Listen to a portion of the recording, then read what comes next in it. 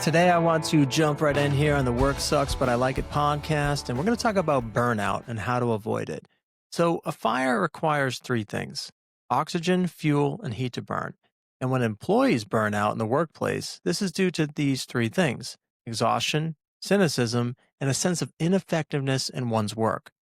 Burnout is a growing problem today at work, and most people want to jump ship in the work they do, but the grass isn't always greener on the other side, as they say. Today, as you learned years ago with fires, let's get back to the basics of stop, drop, and roll.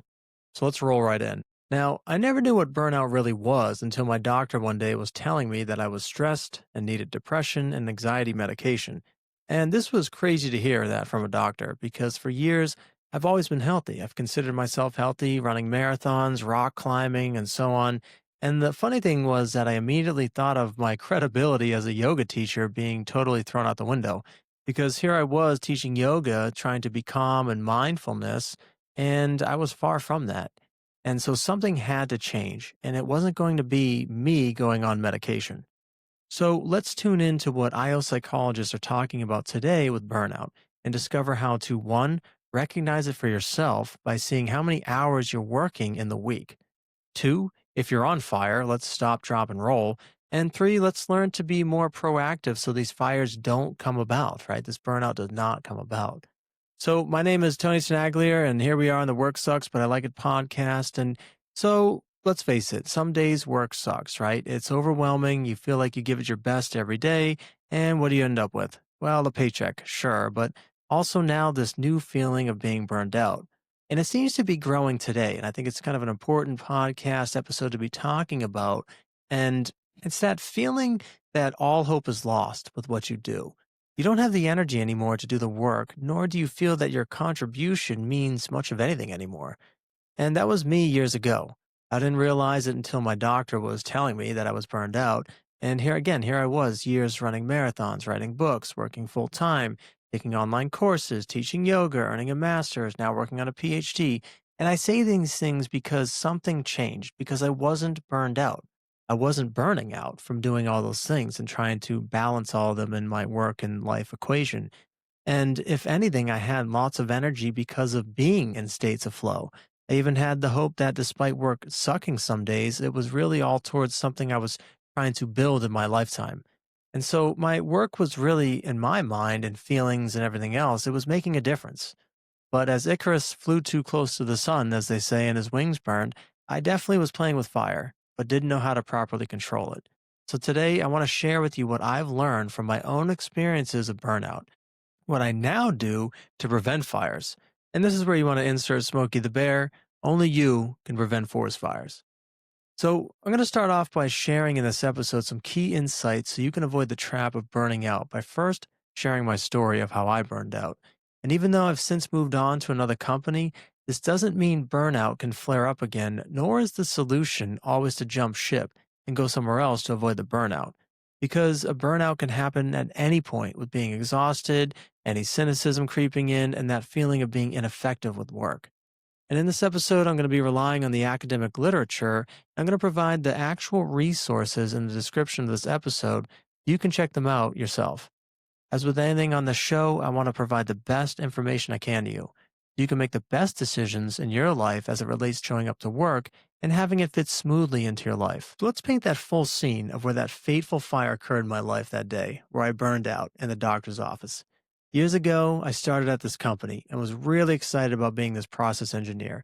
Some of you listening, I've probably worked with to get this project up and off the ground. And the company was exciting to work for, actually. It was growing, it had challenges to overcome. It was grounds to really prove myself with my talents and skills to that point. Skills of engineering, talent of creativity, and project management. And it was even a chance to even find flow states, right? All three antecedents of flow states I've talked in previous episodes. There were clear goals of a project that needed completion, immediate feedback from the process integrating smoothly into the existing process, and the challenge to skill ratio as the team was training and learning how to successfully implement the proper practice. And for the duration of the project, I was in flow. Work was amazing. It still sucked at times, but there were challenges I was willing to take on. Others I was able to brush off. I had fires to put out, sure, but I was in control of the work around me. Now, burnout, according to the psychological literature, is defined as the stressed emotional state experienced on the job, such as feeling emotionally exhausted and feeling a reduced sense of personal accomplishment. And this is by Parker in his 2017 paper. But D'Annunzio in 2017 defines it as negative psychological and physiological condition characterized by physical and mental exhaustion, cynicism regarding one's work, and perceptions of reduced professional efficacy. So, what I like about D'Annunzio is cynicism is added on as part of the working definition. And this is a type of skepticism with a lack of faith or hope for something. So, why I like thinking of both, though, and we're going to kind of like bring this into layman's terms here so we can use it, is that Parker uses the word distressed, this feeling of unhappiness, where D'Annunzio goes into more detail of what I will call this formula as I look at it now for burnout. So, let's combine them and see what we get. And our equation here to be thinking about is exhaustion plus cynicism plus a sense of ineffectiveness at work is going to equal distressed physically and or mentally. So let's go back to my experience with burnout. Now, work feels like a roller coaster at times. We have these good moments and then we have bad. But it's when the ride starts to feel like it's going downhill with no end in sight and out of control, we're on the path to burnout. The project I was working on was exciting. I wanted more, and I'm what author Stephen Kotler calls a flow junkie. I love challenges that make me engaged, and I get to utilize all my talents and skills to overcome the challenge at hand. And as this project was nearing completion, I'm going to be honest with you though, in my mind, it was done. I had reached the goal. Now it needed to be maintained. And I didn't think I was the best candidate. And I wouldn't say being an engineer in the aerospace industry is boring, but the idea of the project didn't excite me anymore because I achieved what I set off to in terms of my goals. We got the department up and running. So off I went to another position in the company. I went back to being a manager of people. And my general approach to these things is simple in the world of manufacturing. I try to put these systems in place. My joke to myself and to the team that I work with is my job is really to put myself out of a job with good systems. I want the system to run better without me. But what I'm really saying, in all honesty, is to put the systems in place so they can run on their own with just the right amount of resources. Because I never liked the idea of micromanaging. That's like saying a football coach is going to go on the field and help the quarterback throw the football during the game. And it sounds ridiculous, but I see way too many managers and supervisors doing that today. So I'm never afraid of my job security, if you will, as the business is always changing. The people change, the process is always being updated with new technology. Thus, the system needs to be continually monitored and managed. So I'll always have work to find. So here I am in this new position of managing people again. And the honeymoon phase of the job is great, right? I found my flow states, we're starting to build a team, and then things started kind of shifting. And that's how burnout comes in subtle ways at first. And we usually brush it off to the side and have the attitude, well, let's just get a good night's rest and tomorrow will be a better day. And that disagreements the day before or lack of support is really just part of the uphill climb to doing good work during the day. But at some point, as you put more and more effort into something, well, you start to get exhausted if you don't see the results. And especially when you don't see anything taking off, right? And that really happened to me. Exhaustion is usually easy to spot when you look back on the week and determine how many hours of the day you put in at work. For some, it's more than 40 hours, which isn't good.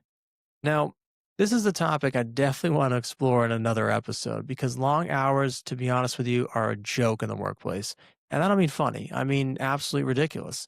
We need to consider Parkinson's law of time and work, but that will be for another episode. But the point to take is that I was putting in a lot of hours at work now, more than what I was used to doing, and nothing more was getting done. So it was starting to impact my personal life. I told you my yoga and things like that. It was impacting even my weekends.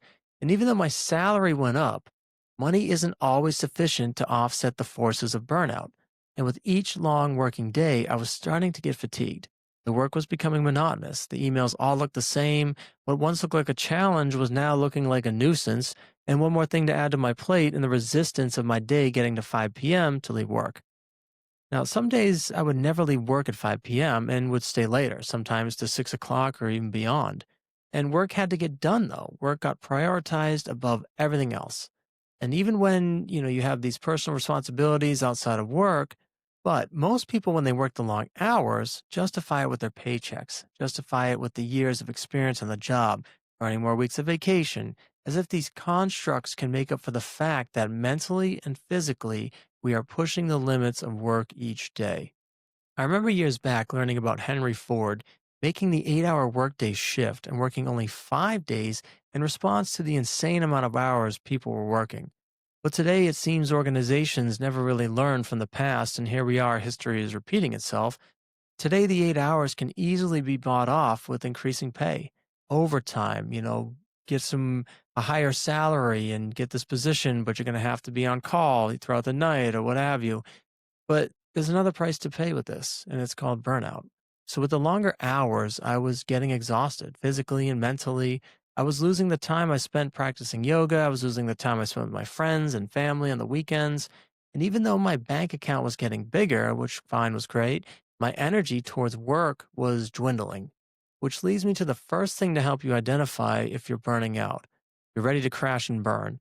It's really asking yourself, how many hours are you working?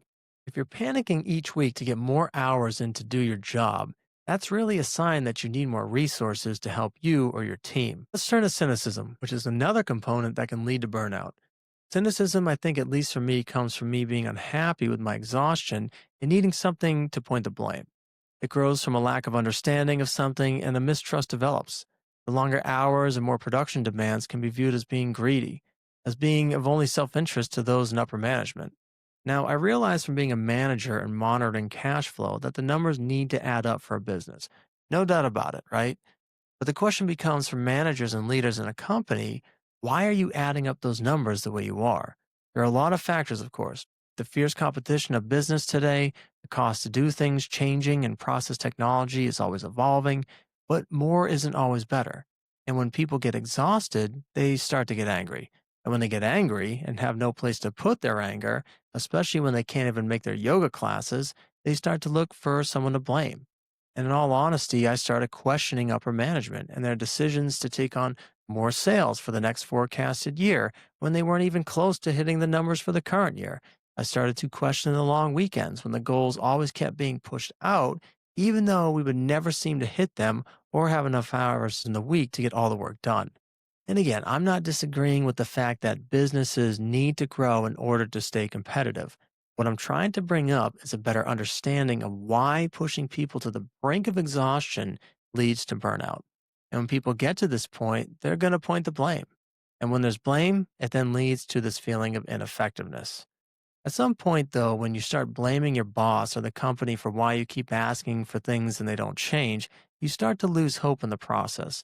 The paycheck isn't even enough to lift your spirits as you spend it on alcohol to drown the exhaustion away or go on an Amazon shopping spree for that early Christmas present. And this is where I was with the latter. I don't really drink alcohol much anymore. Feeling now ineffective. Where a year before I had just finished a project that would save millions in the long run, but now I felt with what I did, it didn't even matter. It became very zombie like. And when I went in for my physical that year to the doctor and that indicated something hurting in my chest, I got hooked up to all these electrodes and did all these different tests. I was a man in my 30s, still my 30s, I'm 38. I've run 12 marathons. I practice yoga 3, 4 times a week. I was in decent shape. But the test came back indicating that I was actually stressed from my job and I needed to do something about it as my health was declining both mentally. I was also working with a therapist as well, and now physically. This takes us to tip number two: stop, drop, and roll.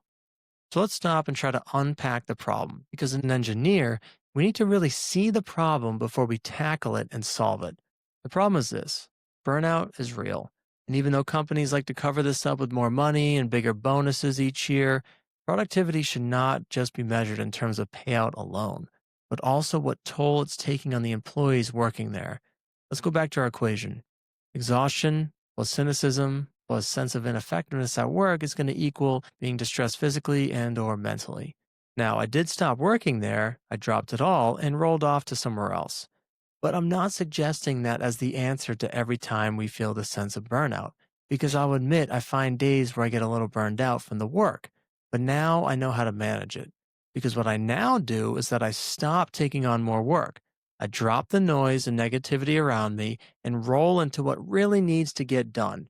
How does that look? Well, recently I had numerous audits coming up. In the aerospace industry, we get audited all the time.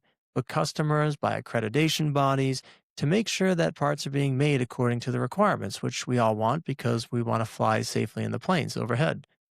So, in order to get ready for this particular audit, I had to stop working on other projects I was doing. I had to drop my expectations of where these projects should have been and just begin to roll with the preparation for the audit. I think my biggest lesson with burnout has been managing the expectations from others and expectations of myself and the work that I do. But I apply this stop, drop, and roll principle when I start to feel like I'm burning out. So let's keep rolling though, as now I want to explore what the psychology literature says about burnout.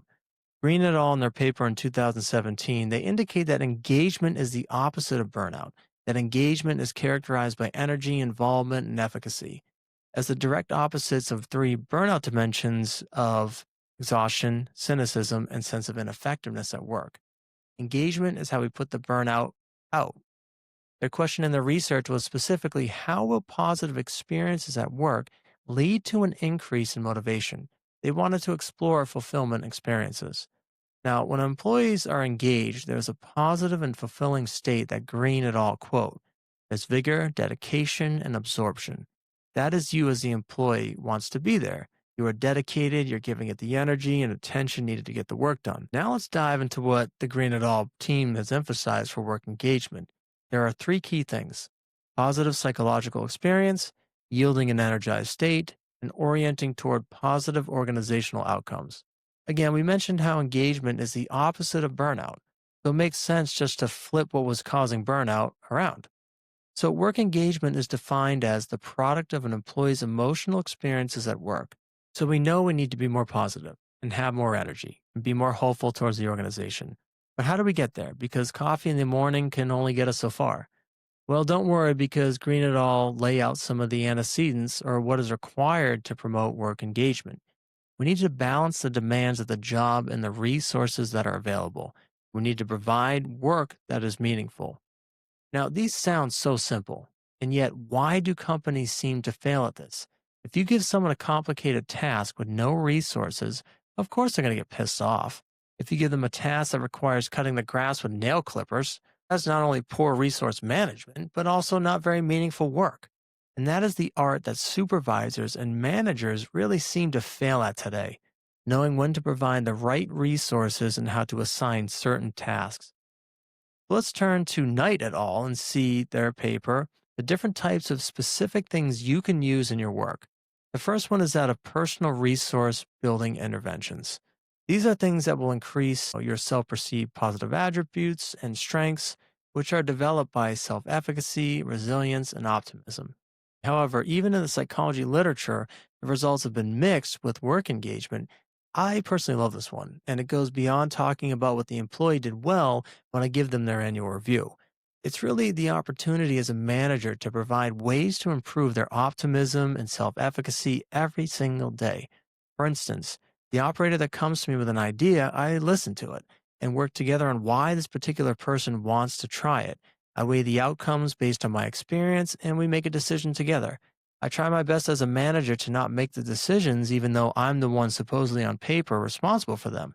Instead, I would rather the decision making process be a joint effort, and when credit is due, go to the employee that brought up the idea.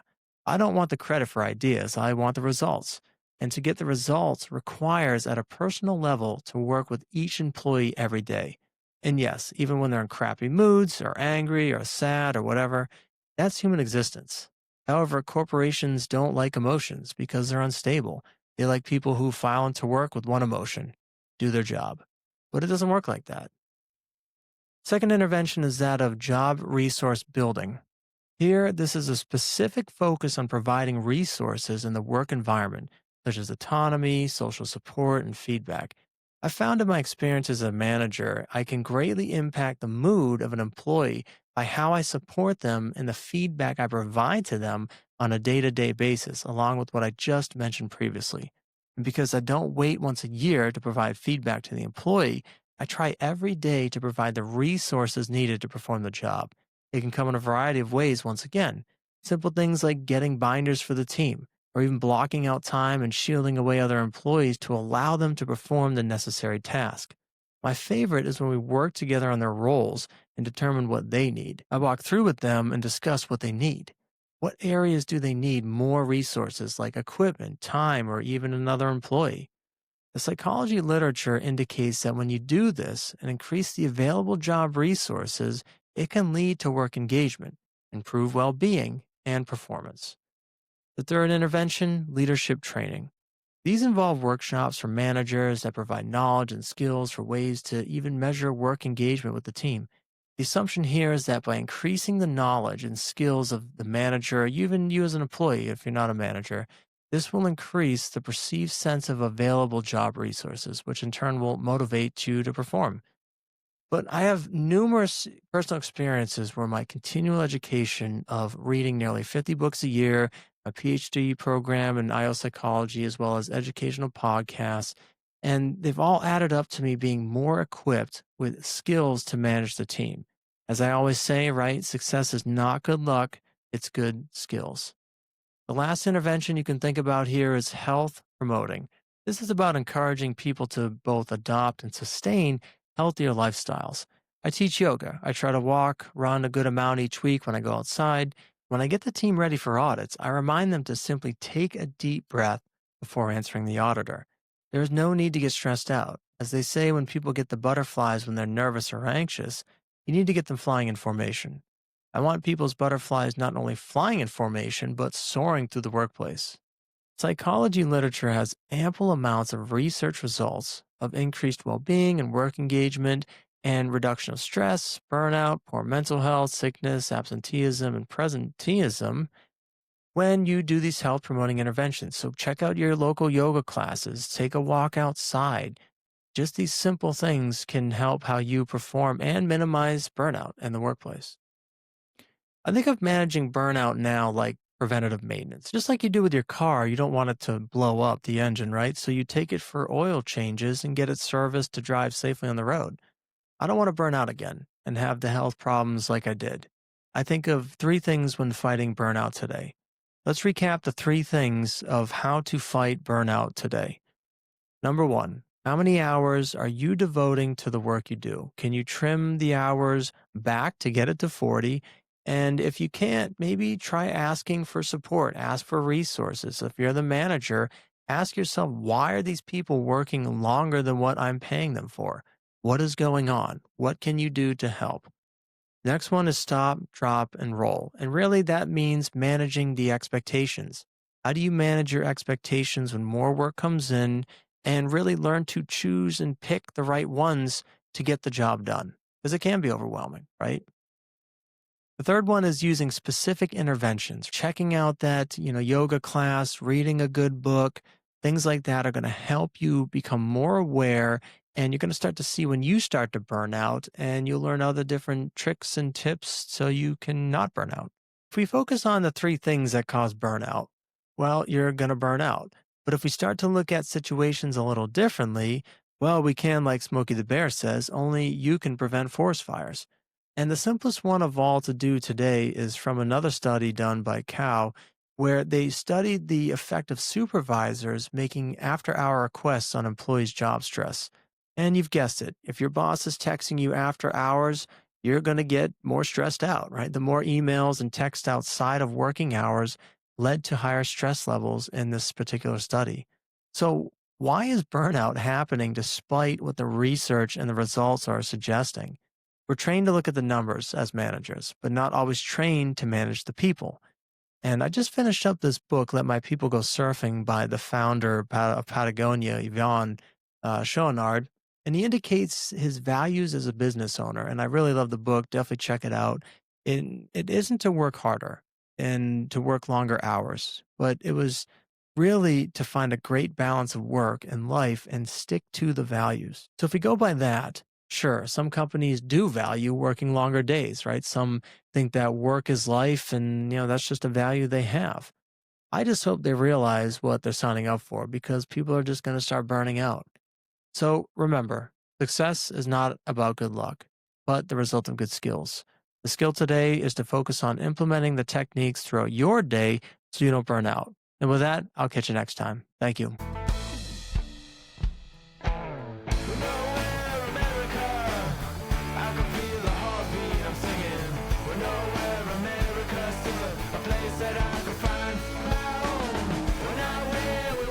So if you like the show, make sure you hit that subscribe button. If you'd like to be on the show, just reach out to me. Go to the website, worksucksbutilikeit.com. Shoot me an email. I'll get back in touch. Thank you so much for listening.